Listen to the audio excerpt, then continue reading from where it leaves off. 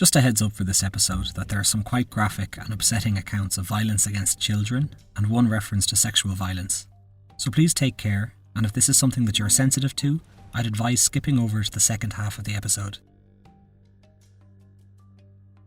During the period known as the Troubles in Northern Ireland, the death toll was quite significant. The figure generally accepted is 3,532, which consisted of British soldiers, paramilitaries and civilians. Over half the people killed during the Troubles were civilians, and of those civilians, it's generally considered that 186 of those killed were children. This episode is an attempt to give you an insight into the life of a child during the Troubles, and the dangers that they faced on a daily basis. This is the Troubles Podcast, a podcast which explores the violence and bloodshed that occurred in Northern Ireland, the Republic of Ireland and Great Britain, as multiple sides and organisations waged a bloody conflict over the status of Northern Ireland.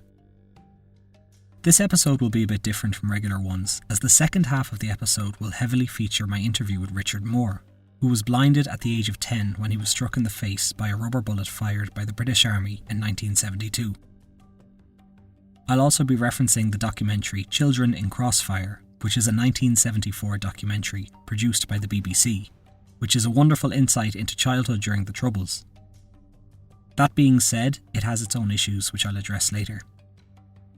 Another excellent and harrowing source I'll be using for the first half of this episode is a book called Children of the Troubles, which chronicles each and every child killed in the conflict. It's written by Joe Duffy and Frey McClements, and it would take days to go through the entire list. So in this episode I've selected a few to give an insight into the many lives lost.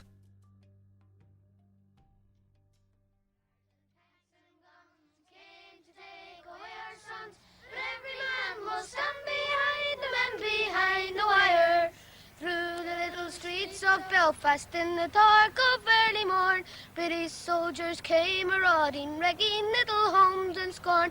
Heedless of the crying children, dragging fathers from their beds, beating sons while helpless mothers watched the blood pour from their head. Armoured cars and tanks and guns came to take away our sons, but every man will stand behind the men behind the wires. Not for them the judge and jury, nor indeed a crime at all. Be when Irish means we're guilty, so we're guilty one and all. Round the world in three Taco's, Crumlin's men are here again. England's name again a solver in the eyes of honest men. Armoured cars and tanks and guns came to take away our sons, but every man will stand behind the men behind the wire.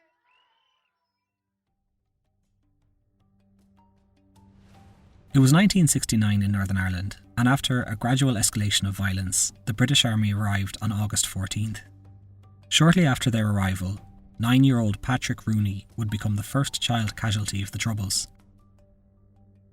He lived with his family in Divis Flats in Belfast.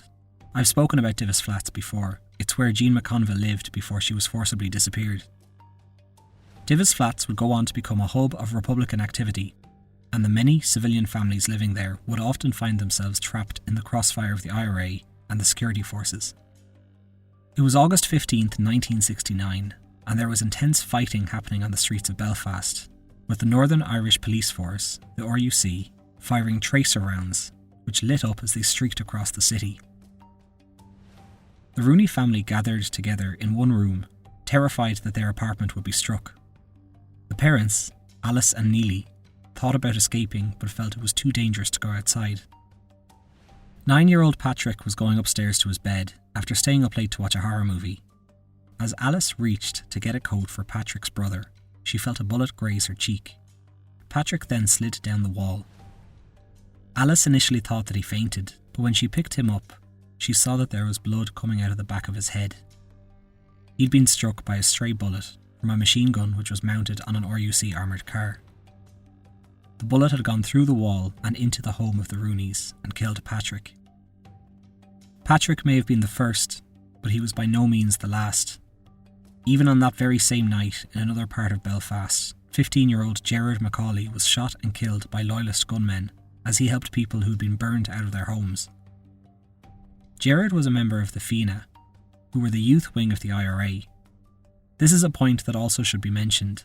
many children got wrapped up in paramilitary activity at a very young age, by joining youth wings and then progressing up to full-on paramilitary activity. For many young boys in Northern Ireland, the Fianna were like the Boy Scouts. Their friends were involved and they wanted to be involved too. That same year, Tony Lewis was a 16-year-old boy from West Belfast who was killed along with 3 other young men when a bomb that they were assembling accidentally detonated, causing massive amounts of damage where they were on Clonard Street. There was also Bernard Fox, who was a member of the Fianna who exuded leadership qualities and was appointed Operational Commander, or OC, at the age of 16. Bernard was killed during a firefight between the IRA and the British Army.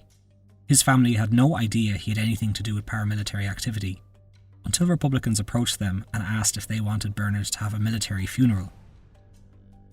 This is also something that should be noted. In many cases, family members had no idea that their children were involved in paramilitary activity.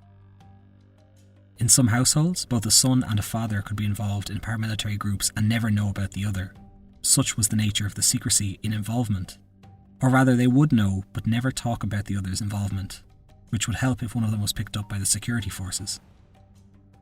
Advertisements would eventually run in papers warning parents to be vigilant of their children, saying, quote, "The worry is yours, the sentence is theirs. Save tears, save time, check on your children." There were other projects aimed at children in Northern Ireland too. Project Children was founded in 1975 and took children out of Northern Ireland and over to host families in the USA, where they could spend their summers experiencing the life of regular children. 10-year-old Stephen Geddes was one such child who took part in this programme, spending 6 months in South Dakota in 1975, where he learned to ride horses. Upon returning to Northern Ireland, Stephen was distraught and wanted to go back to the USA.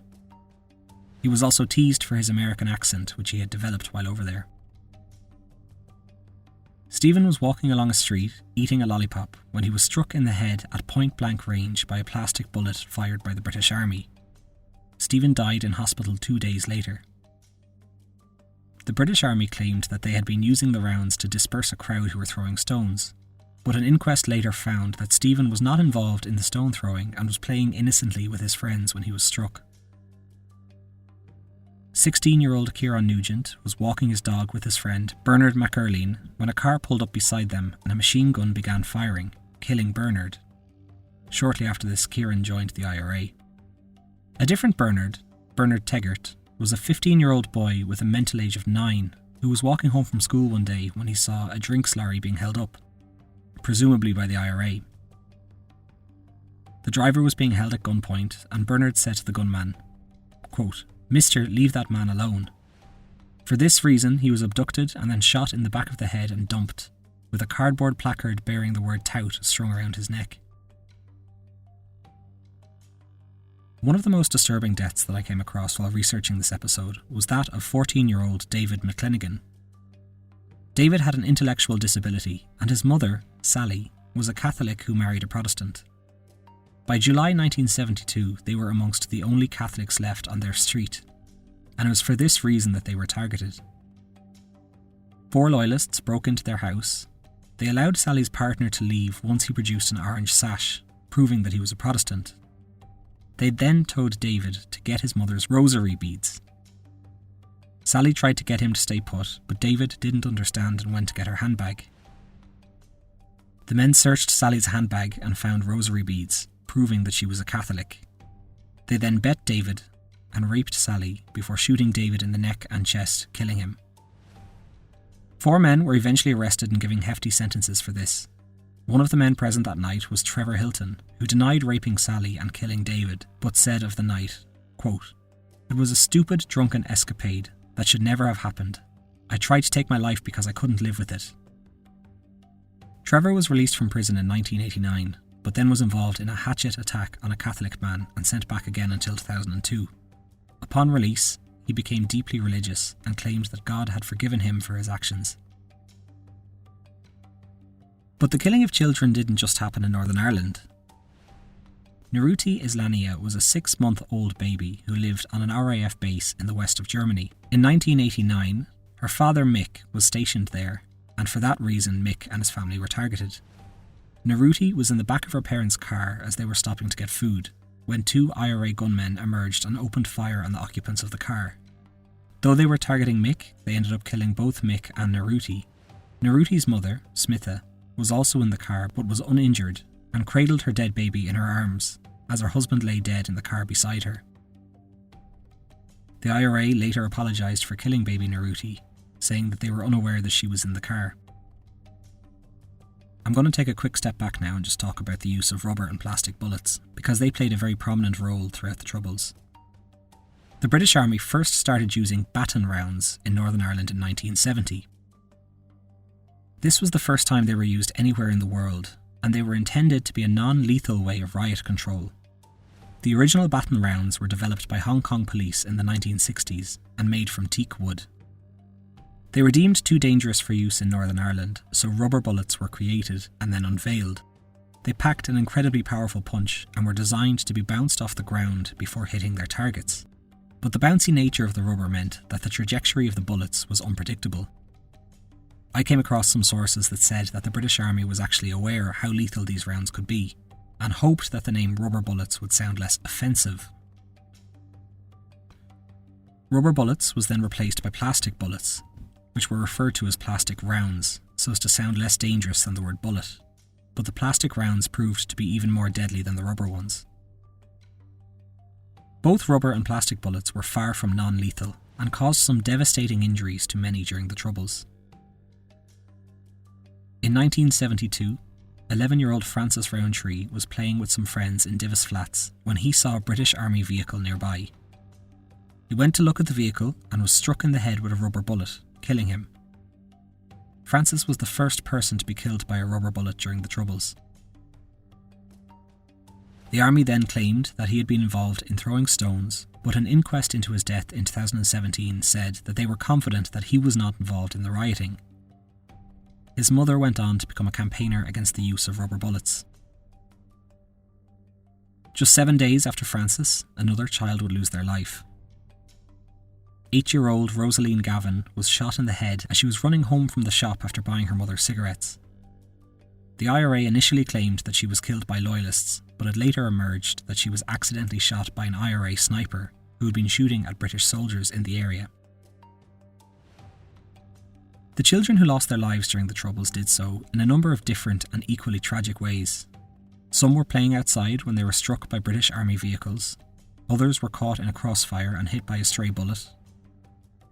Some children even found a gun hidden by a paramilitary and lost their lives playing with it. There are also some who were involved in paramilitary activity and died in gunfights or from accidental detonations while assembling bombs.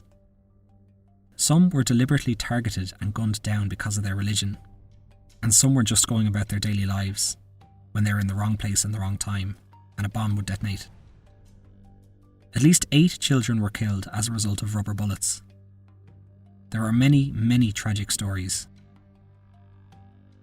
The rest of this episode will focus on one specific person who, at the age of 10, was left permanently blinded after he was struck in the face with a rubber bullet.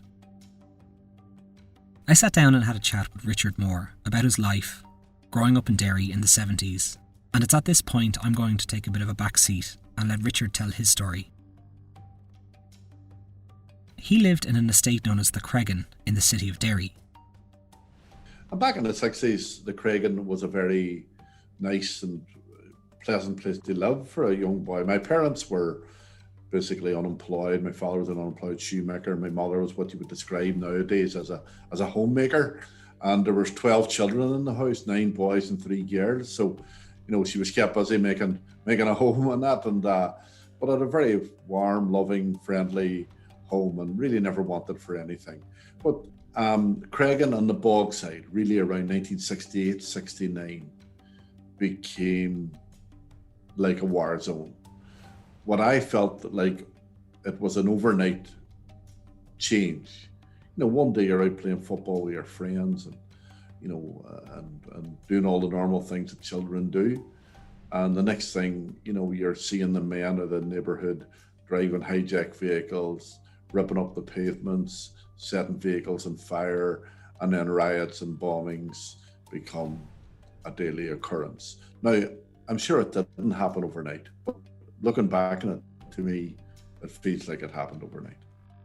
When it came to the British soldiers, Richard explained that a child at the age of 9 or 10, seeing them was an incredibly exciting experience.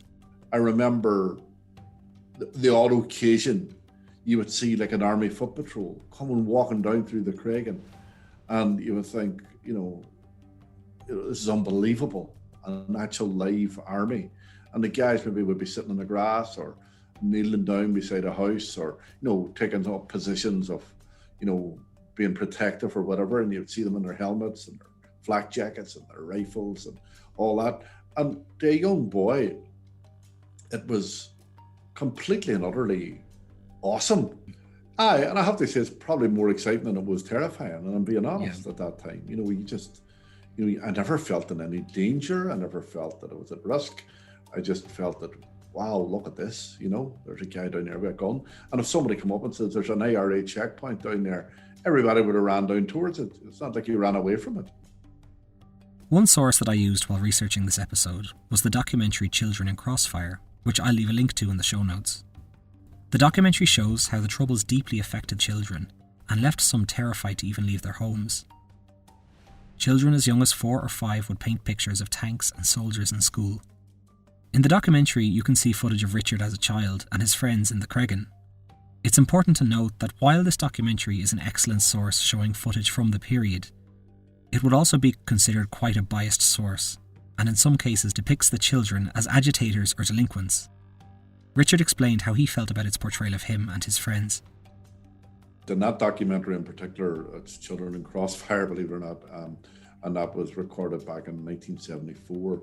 And it did come under a lot of criticism from the local community. I know afterwards people weren't pleased by the way it, by the slant that it took, by the way in which the children were kind of set up to look, and it kind of portrayed us all as young terrorists in training. And if you ask children to go down and riot so that you can film them, then to me that's not an authentic situation.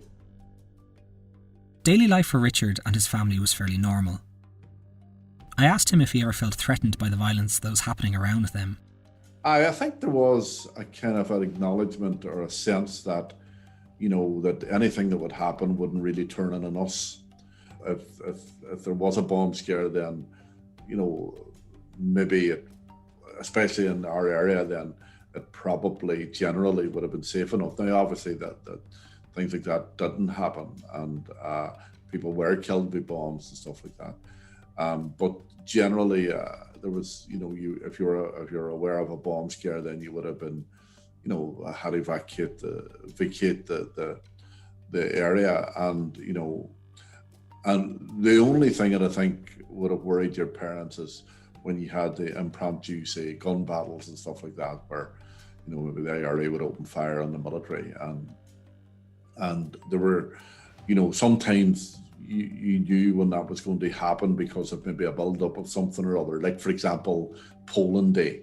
Every election, the school, my old school, was used as a polling booth. And when the police or the army would come in to collect, pick up the polling boxes at the end of the day, then it was a time when, the IRA would have maybe planned an attack.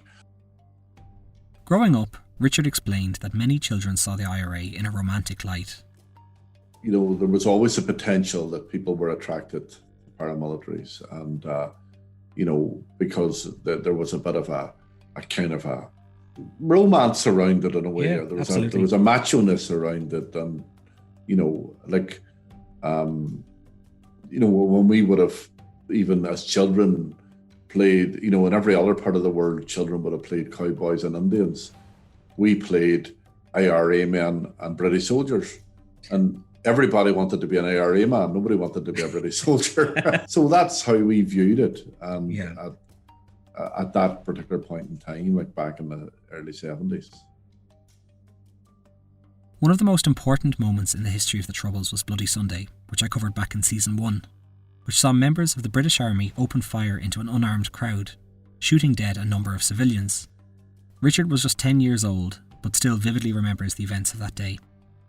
It's probably one of those days that it was a normal day, and you probably wouldn't remember anything about Bloody Sunday, only as a result of what happened, then every detail almost stays with you. And like I can remember, it was a Sunday, sort of midday-ish, lunchtime-ish, and out playing football in the street and watching all the men and women make their way to Bishop's Field in the Craigan, where the march was kicking off from. I can remember the conversations in our house about who's going to march today, and you going to march today, and all that.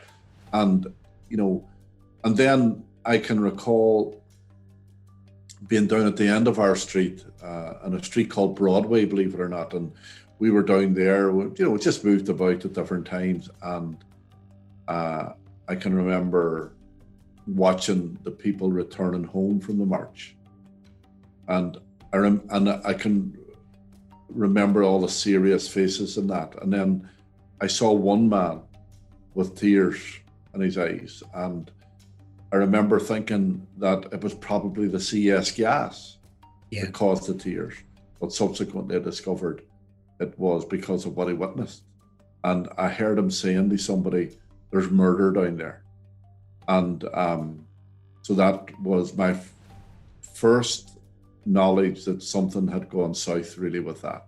And then later on that evening, I was on the street with my friends, and I saw my Uncle Willie leaving our house. Arriving at our house. My Uncle Willie arriving at the house.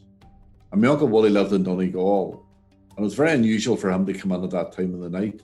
Normally, they would come in sort of like a set visit to our house from Donegal. It was a bit of a journey in those days.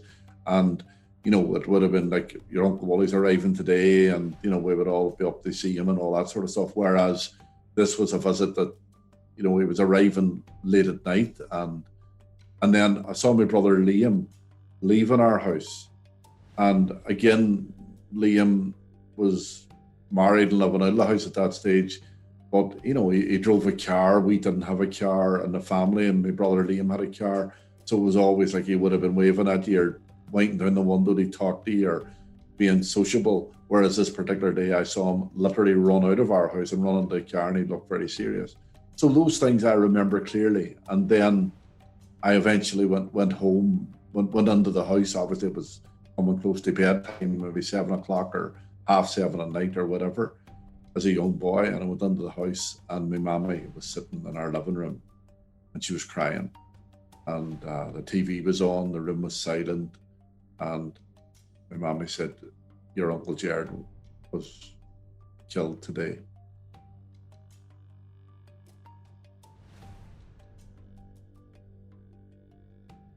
And at that stage, you were sitting on the sofa, you saw the news bulletins coming on, telling you that there were 5 people killed, there was 8 people killed at the March in Derry, and our house was completely silent. And I know that some of the boys hadn't returned home, my older brothers, and my mammy and them were watching the door constantly till everybody come in.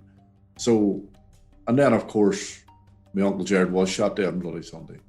So I can remember going to the wake and seeing my Aunt Ida, and she was completely distraught. And like she was a young mother in her, mid-30s. She had 8 children and was expecting her 9th. And the 9th child was born 3 weeks after Bloody Sunday. And then I remember one of the starkest memories. Well, God, there's so many, Oisín, like my brother took me for a run in the car down around the Bogside the day after Bloody Sunday. And I can remember seeing all the places where people had been shot, because there was all these pools of congealed blood. I remember seeing the civil rights banner lying on a pool of blood. Jeez. I can remember going into the Craigan Chapel. And again, it was shocking. You see it, anybody gets into a chapel, you would saw maybe one coffin of somebody who passed away. There was 13 coffins in the chapel. lined across the altar.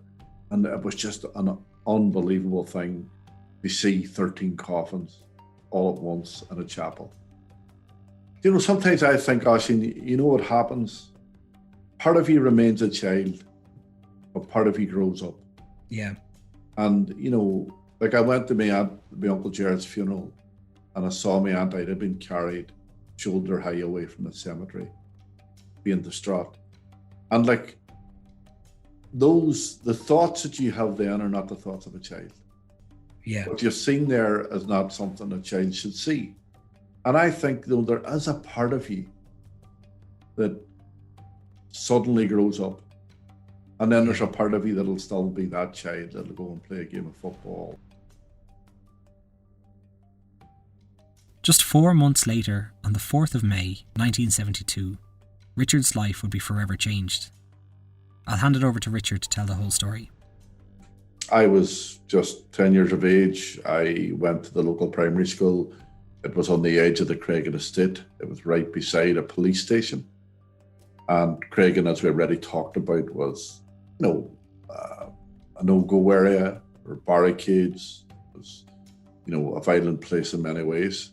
And this police station, because of where it was located, at the edge of a no-go area, was a target for the IRA and that. And then the British Army were brought in to protect this police station. And one of the Army lookout posts protecting that police station was faced into the school football pitch. And if you visualize the area, I mean, there was a row of terrace houses that faced out onto the road, but the back of those houses backed onto the school football pitch.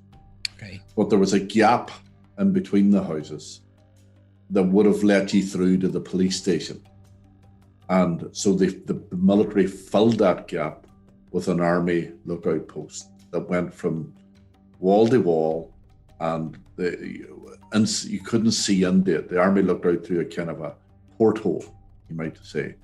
But this hut was built to protect the soldiers against bombs and bullets. So it had barbed wire in front of it. Very fortified. Iron. Yeah, very fortified. That's actually the best way to describe it. And so you couldn't see into it at all. And so we used to shout at it, things like that, as kids would do, you know. And but you never knew even if there were anybody in there, because they didn't even react. It's not like you even shouted back out at you or anything. Yeah. The military didn't even react. About 3 months after Bloody Sunday, the 4th of May, 1972, in fact, it's only next week will be my, I think, 49th anniversary. Wow. You know, I was running along the pitch, and a British soldier fired a rubber bullet. It hit me in the bridge of the nose, and I lost my right eye, and my left eye was permanently blinded. So I can remember I woke up and I was lying on the school canteen table, where my music teacher, Mr. Giles Doherty, he heard the bang, and he ran over and lifted me, found me lying on the ground, and he carried me over and put me on the school canteen table. And I remember him saying to me, "What's your name, son?" And I told him my name was Richard Moore. And he got a bit of a shock because he knew me very well. I was in his music class, but because of the extent of the injuries, my nose was completely flattened. My eyeballs were down at my cheekbones. Jesus. And my face was just a bloody mess. So when I went to hospital, initially they thought I was going to die from the injuries. Then they thought I was going to have brain damage. And then finally, they told my parents that I would be blind for the rest of my life. So it was a pretty serious injury. Like, it was touch and go for about a week, whether I would live or not, you know. The Army basically, took the stance that I was a young hoodlum. Okay. They described me as, I think. They said I was a rioter, and more or less said that what happened, I brought on to myself. Now, the reality is, I wasn't a rioter. I was on a school playground. There was no pedestrian pass through there. It was a playground that was surrounded by the school, and these houses backed onto it. There was no pedestrians walk through there. There was no public access other than children and the teachers. So, like, they suggest that there was a riot. It's just bizarre because, the teachers knew there was an army lookout post facing on the school playground. So they knew to keep a vigilance around that area when the children were going home. Yeah, absolutely. Make sure that nothing silly happened. So we would have been shooed along in that. And it didn't mean we didn't shout at the army or whatever. Of course we did. Hopefully get away with it before the teacher would catch you shouting. It's not kind of the thuggery sort of rioter that they were trying to convey. And I was probably the oldest there. I was 10 years of age. Now, there was an older school there that got out after ours, but I was probably oldest there. So, but listen, that's what the military did in those days. Get first strike. Blame the victim and take it from there. And and that position never really changed right down through the years. That's the stance they had. I think there's a lot of questions need to be asked. I believe the rubber bullet was fired that day carelessly. I think it was unlawful. I think it was irresponsible. And, I think it was, something that just shouldn't have happened. Now, what leads somebody to think that it's all right to do that? I think the British soldier is responsible for firing the rubber bullet. Yeah. But I also think that there's a wider responsibility. And, when you have a society and a culture behind those soldiers, telling them that whatever you do is fine. Yeah. Whatever you do is okay. Then, you have to question what leads a person to think that it's all right to do that. What leads a highly trained, fully disciplined British soldier to fire a rubber bullet into a school playground at a group of children and think that it's all right. So that I think that we have to question, obviously, the soldier, but you need to question the society that supports that activity. Yeah, that was making the calls. And gives that license to behave in the way they behave. Yes, I did adjust to being blind, and I bounced back very quickly to blindness, and have continued to be, almost see blindness in a positive light, and not always entirely in a negative light. Did I adjust quickly? I think I did adjust reasonably quickly, but there were challenges, and at the time, I always think there's two sides to blindness. There's the emotional side, and there's the physical side. So the physical side was being able to move about freely and all that, and thanks to my friends, to the local community, to my family. Then, they were really supportive, and, there was always somebody about to guide me around and they include me in things and all that sort of stuff. Yeah, you used to go cycling, didn't you? I used to go on a bicycle, and my friends used to run in front of me shouting directions. You can imagine how that went after a while. They were exhausted. I can't imagine that ended well, but who knows? Yeah, it ended all right. But I mean, the problem was that I was cycling at a certain speed, and they were trying to run ahead of me, and it became pretty exhausting. But I mean, I did try to mix in the best I could. So there's that physical side of it, and then there's the emotional side of it. And there were times that I must not been able to play football the way I used to play football. Richard never felt any hatred towards the British soldiers in general. I asked him how he managed to turn away from hate after experiencing such a significant life-altering event. I don't know, Oisín. I mean, I don't remember having any hatred whatsoever. And, if I had met a British soldier in the street, I would have been friendly with him. And I think that it had to do with my parents. because I know that they never spoke in an angry way about what happened. And in fact, they would have said the opposite. My parents were two very devout Catholics, Oisin. You know, they went to Mass every day of their lives. They were just so loving and caring, and they had an enormous faith. And, you know, my mommy prayed all the time, my daddy prayed all the time. You know, but they didn't bid it into you, or they weren't Bible punchers in the house or not. But they used to sort of say, look, you know, it's important that you say your prayers. It's important that you go to Mass. It's important that you know, that you keep God in your life, type of thing. And that was that really. Their witness was just how they lived their life, really. So, you know, no, they were brokenhearted with what happened to me.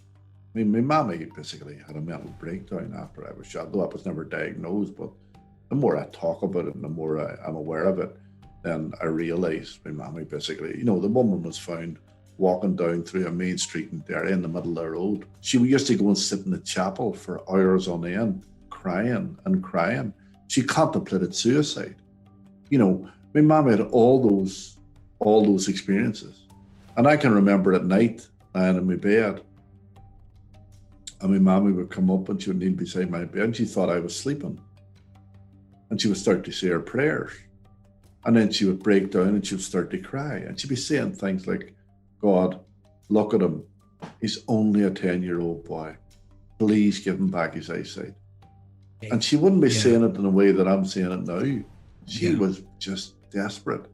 So, and my daddy, he was, you know, he was a remarkably strong man, you know, and my daddy for you know, being an unemployed shoemaker, it was really such an intelligent man and such a practical man. But, you know, when he came back from the hospital, after they told him that I would be blind for the rest of my life, he just stood in the middle of our street and cried, with the men out of the street. You know, and I was told long after that my daddy had died, and long after the incident, you know, I wrote an autobiography. And as part of the autobiography, I started to research things and ask questions around the family members and stuff about, because there are a lot of what happened around that time that I wouldn't even be aware of because I was in the eye of the storm. Yeah. You know, and when my daddy was in the hospital, the doctors told him that Richard's not going to get his eyesight back, Mr. Moore, or whatever. And my daddy said, can I give him my eyes? Yeah. And I just think that that's one of the most incredibly caring and loving and compassionate things that anybody could ever do. All he could give was his own eyesight. But they had all that hurt, all that pain, but no anger. Richard remembers at one point his brother arguing with his mother about getting revenge. And it wasn't quite long after I was shot, you know, but I was out at home. And my brother was out with my mommy in the kitchen. And he was shouting at her. And he was angry. And he kept saying, or he was saying things like, you know, they murdered my Uncle Jared. They blinded Richard. It's time to get our own back. And I remember my mommy saying, if you want to help Richard, go on there and help Richard. But you're not helping Richard by hurting somebody else. So that was the message. And you know, when I think of my mommy saying that, how incredible is that? In the middle of her own hurt and pain and mental anguish, she was able to say, you're wrong. The way you're thinking is wrong. So if I have notions of forgiveness, then that's where it comes from her. No, I know, and it's nice for me to have those thoughts too, you know. Yeah. Like, I owe so much to both of them for the example that they set for me in my life, you know. Yeah. And all of that contributes towards my ability to accept blindness, my ability to move on with my life. When Richard got older, he actually had the chance to meet the soldier who shot him, so I asked him to tell me a little bit about that experience. The most significant thing that happened to me in my life was being shot and blinded. The person I am, the personality I have, the way my life has evolved, was all dictated by that incident that day. I always say when I was knocked over by the rubber bullet, I was knocked on a journey. And the other person that was involved in that experience was a soldier. So I often wondered about him. And at times it was like looking into a shadow. You know, you knew there was somebody there, but you didn't know anything about them. Yeah. So I built up this image over the years that the soldier was 18 years of age. He was in an army lookout post on the edge of a no-go area. He was probably crapping himself, you know, frightened, you know, dangerous area to be in. But I always said to some people, and I had no anger as you read this course, so I wanted to meet the guy. I wanted to meet him. I wanted to meet him out of curiosity, and I also wanted to meet him to let him know that I forgive him. And I said it on many occasions. I would have done chats like this. I would have been on the newspapers or TV or whatever, and I would have always said, I'd love to meet the soldier someday.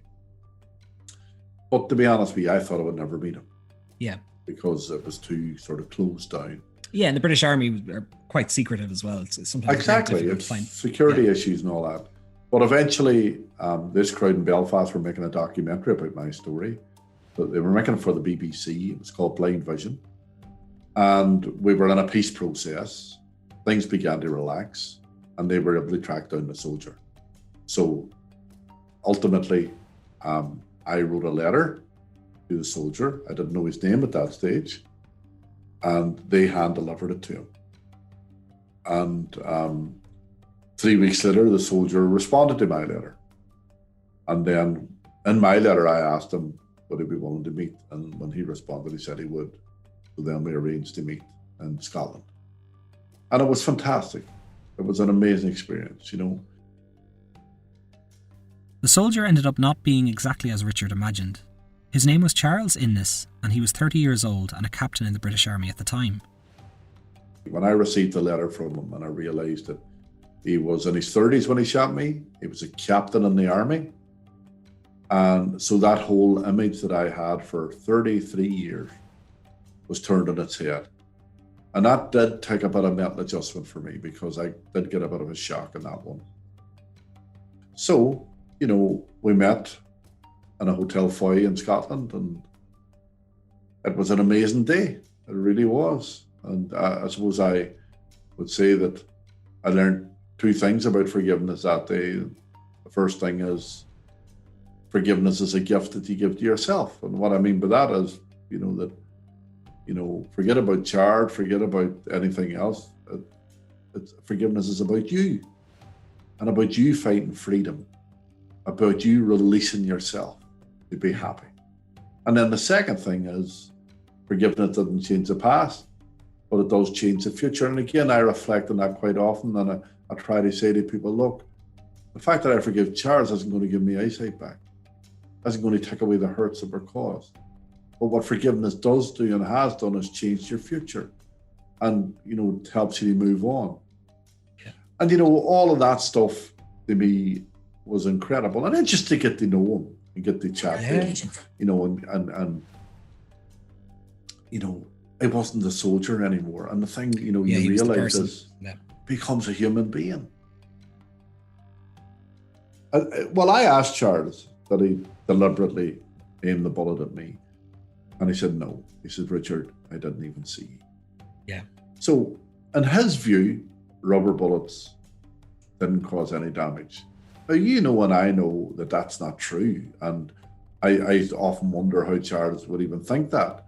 But the bottom line is that's what he says. And, you know, I either accept it or I don't. And, you know, but he fired. There's nothing in his terms of engagement that permit what Charles did that. Absolutely. There's nothing that says... But A 10-year-old child, It's yeah. okay to fire rubber bullets randomly. That if you don't even see somebody, that just fired anyway. Though Richard and Charles became friends, it was still a number of years before Charles apologised. For 6 years that I knew Charles, if you had asked him, and I mean, me and him are good friends and remain good friends and still good friends. But if you had asked him during that first 6 years, do you apologise? Or did you say sorry? He'd have said, no, I didn't say sorry, nor do I feel I need to apologise. But do you know what? I always knew he was sorry. He just couldn't bring himself to say it for some stupid reason, I think. Some misguided reason, let's say. But eventually, 6 years after, we were in Derry here together, and we're over in a local hotel, and we're chatting, and the sorry question come up, and I said to him, look, Charles, the event we were doing the next day, I said, Charles, you're probably going to be asked the sorry questions tomorrow. You probably get it a lot. And he said, Richard, I am sorry. And I thought, wow, because I wasn't expecting it. I never asked him. Sorry was not a condition of my meeting with him. And as a result of that, then, when he said it, I nearly fell off the chair. It was overwhelming because I never asked for it. And I still got it. So what did that tell me? And again, I'm always looking for lessons. And the lesson it taught me is, maybe I was 100 miles down the road in my journey ahead of Charles. And he had to make his journey too. And many people said to me, I wouldn't have met him until he apologized. If I had have operated under that those conditions, then Charles would have never made that journey, and he would have never have said sorry. So in my reckoning, you should never set preconditions to reconciliation. Because, if you genuinely want to reconcile with somebody, you've got to allow them to be who they are. And they've got to allow you to be who you are. They've got to live in their space, and you've got to live in your space. You don't have to agree as long as you facilitate that. Yeah, and in doing that, as long as there's understanding. Yeah, and in doing that, what's happening? You're freeing up each other to begin a dialogue. Though Richard suffered from a life-changing injury as a child, he has gone on to have an incredibly full and rich life. I should say, it hasn't been this way for everyone who was injured during the Troubles, and many have gone on to have many difficulties all throughout their life as a result of what happened 30, 40, 50 years ago. In Richard's case, he went on to get married and have 2 children. He has his own non-profit radio station, he's a musician, and he's even met the Dalai Lama a couple of times, who went on to describe Richard as his inspiration. A mural of Richard and the Dalai Lama was unveiled in early 2021 in the city of Derry. Though in the early 90s, Richard had his own business and was doing quite well, in 1996 he left his job to set up a charity called Children in Crossfire, which is a charity dedicated to helping children who are suffering from poverty around the world. I did it because I realised that I could be a voice for children that can't speak for themselves. I realised that despite what happened to me, I still was able to go back to school and get an education for myself. I had loads of support from family and community. And I was on the receiving end of so much kindness and generosity. And I just thought, if I could give some of that back, then, and I was able to help one child, then my blindness was worthwhile. During the COVID lockdown, Richard also started his own podcast called What About You? The first season features one-on-one conversations with those who were affected by the Troubles, and the next season will focus on something completely different. It's a great podcast, and I'll leave a link to it in the show notes. but you can find it anywhere by searching What About You podcast. The actual full interview with Richard is a bit longer than what made it into this episode, so I'll be posting the entire interview on my Patreon page.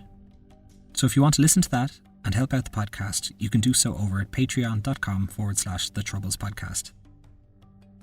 The shadow of the Troubles still hangs over Northern Ireland today, and though time is helping to diminish things, it will be a lot longer before the psychological effects disappear completely. In 2018, a mental health charity concluded that Northern Ireland has a higher prevalence of mental illness than the rest of the United Kingdom, and much of that is directly linked to the Troubles. Northern Ireland also has the highest suicide rate in the United Kingdom. While there is still this collective trauma, there has also been a lot done to heal. And when speaking to people like Richard, I am filled with a hope for the future. That's it for me this week. Thanks, and see you next time.